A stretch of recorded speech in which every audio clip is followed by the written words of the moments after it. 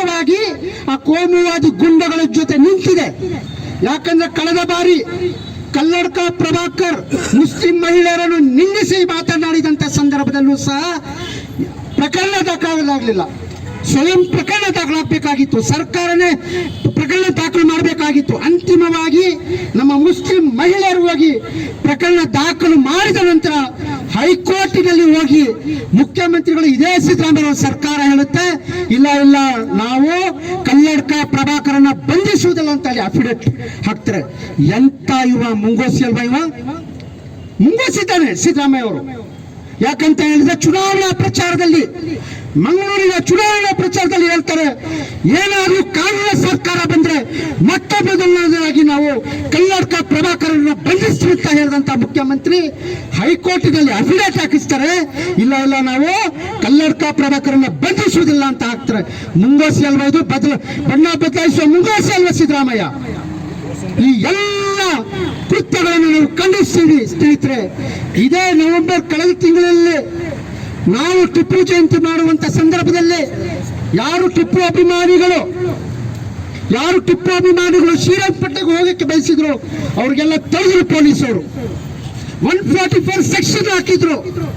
Muslim ಸಮುದಾಯದವರು ಯಾರು ಶ್ರೀರಂಗಪಟ್ಟಣಕ್ಕೆ ಗುಂಪುಗಳಾಗಿ ಬರಬಾರ್ದು, ನೀವು ಕೇವಲ ತನ್ವೀರ್ ಸೇಠ್ ಮಾತ್ರ ಮಾಡ್ಕೋತಾನಂತ ಹೇಳಿ ತನ್ವೀರ್ ಸೇಠ್ಗೆ ಅವಕಾಶ ಕೊಟ್ಟರು. ತನ್ವೀರ್ ಸೇಠ್ ಟಿಪ್ಪು ಅಭಿಮಾನ ಇಲ್ಲ. ತನ್ವೀರ್ ಸೇಠ್ ನಿಜವಾಗ್ಲೂ ಟಿಪ್ಪು ಅಭಿಮಾನಿ ಆಗಿದ್ರೆ ಅವತ್ತು ಹನುಮ ಜಯಂತಿಗೆ ಅವಕಾಶ ಕೊಡ್ತಾ ಇರಲಿಲ್ಲ.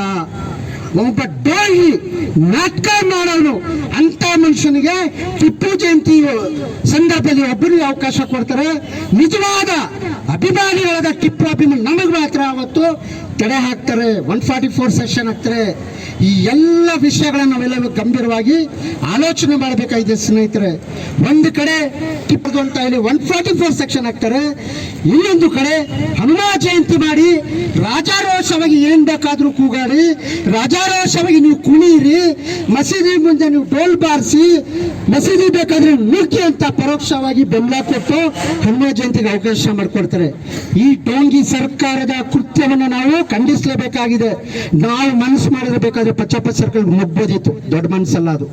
ಆದ್ರೆ ನಾವು ಕಾನೂನು ಸುವ್ಯವಸ್ಥೆಗೆ ಗೌರವ ಕೊಡುವಂತ ಜನ ನಾವು. ಬಾಬಾ ಸಾಹೇಬ್ ಅಂಬೇಡ್ಕರ್ ಅನುಯಾಯಿಗಳು ನಾವು, ಟಿಪ್ಪು ಸುಲ್ತಾನ್ ರವರ ಅನುಯಾಯಿಗಳು ನಾವು, ಮನುಷ್ಯತ್ವ ಸಮಾಜದ ಕಳಕಳಿ ಇರುವಂತ ಜನ ನಾವು. ನಮಗೆ ಈ ಕಾನೂನು ಸುವ್ಯವಸ್ಥೆ ಹಾಳು ಮಾಡಿ, ಈ ಸಮಾಜದ ಸ್ವಾಸ್ಥ್ಯವನ್ನು ಹಾಳು ಮಾಡಿ ನಮ್ಮ ಹಠ ಸಾಧಿಸುವಂತ ನಮ್ಮ ಮನಸ್ಥಿತಿ ಇಲ್ಲ. ನಮ್ಮ ಮನಸ್ಥಿತಿ ಏನಂದ್ರೆ ಎಲ್ಲರೂ ಶಾಂತಿಯಿಂದ ಬದುಕಬೇಕು, ನಮಾಜ್ ಮಾಡೋರು ನಮಾಜ್ ಮಾಡಿ, ಚರ್ಚ್ಗೆ ಹೋಗೋರು ಚರ್ಚ್ಗೆ ಹೋಗ್ಲಿ ಅನ್ನುವಂಥ ಪರಿಕಲ್ಪನೆಯಿಂದ ನಾವು ಜೀವನ ಮಾಡುವಂತ ವ್ಯಕ್ತಿಗಳು ನಾವು. ಅದರಿಂದ ಶಾಂತಿಯುತವಾಗಿ ಈ ಪ್ರತಿಭಟನೆ ಇಲ್ಲಿಗೆ ನಿಲ್ಲಿಸಿದ್ವಿ.